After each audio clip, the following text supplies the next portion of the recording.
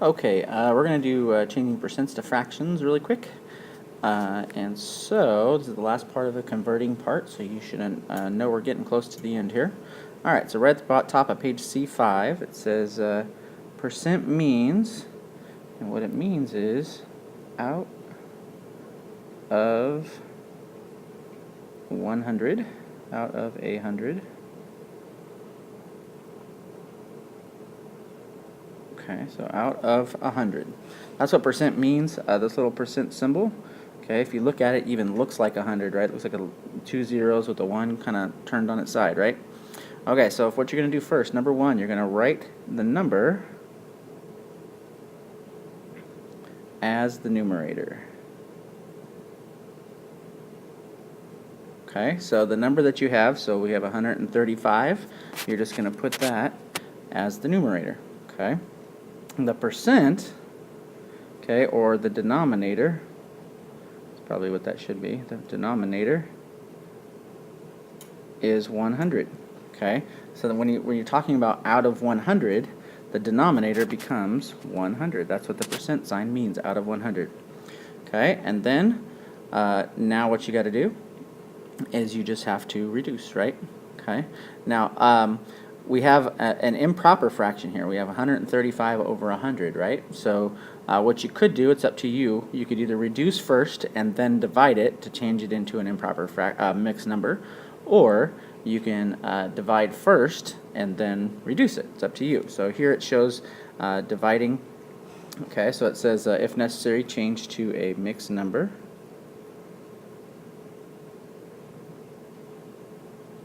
And reduce. Okay, so you see here, changed it to a mixed number, put the 135 on the inside, put the 100 on the outside, and then divided. 100 goes into 135 one time with 35 left over, so I put 35 over 100, and then you reduce by 5, and you get 1 and 7 over 20. And that's it. Okay, that's the simplest way to do this. There's a couple try these there at the bottom, and then I'll talk about a second way you can actually do it too. So give the try these a shot. Okay, so let's look at this first one. 240%. So if we go by what we talked about, the 240 becomes the numerator. The percent means over 100 or out of 100. Okay, now change it to a mixed number. So we put 240 inside, 100 outside. 100 goes into 240 two times. That's 200 with 40 left over. So you put 40 over 100. And then we're going to reduce, and we'll reduce by 5. Let's try by 5 first, see what happens. Oh, you know what? We could have done something bigger, right? But anyway, we'll do it anyway so we can practice our steps. So 40 divided by 5 is 8. 100 divided by 5 is 20. And look at that, we can reduce again by 2. And you get 4 over 10.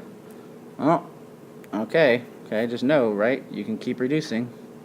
Let's go by 2 again. 2 over 5. So hopefully you realized really what we should have done is we should have divided by 20 the first time, right?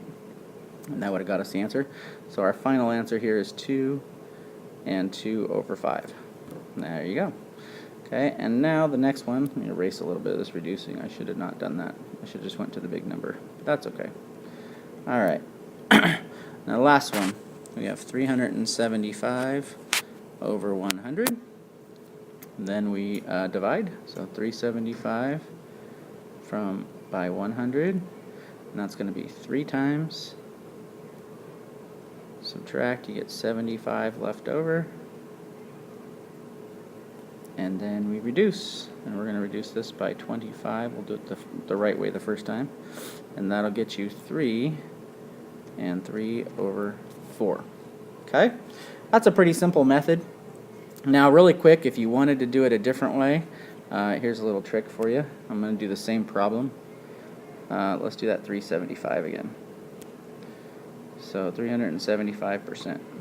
Okay, another way to do this, change this to a decimal.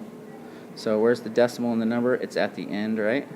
So you move it 2 times to the left, you get 3 and 75 hundredths. Then write that as a fraction. 75, it ends in the hundredths place. and then reduce.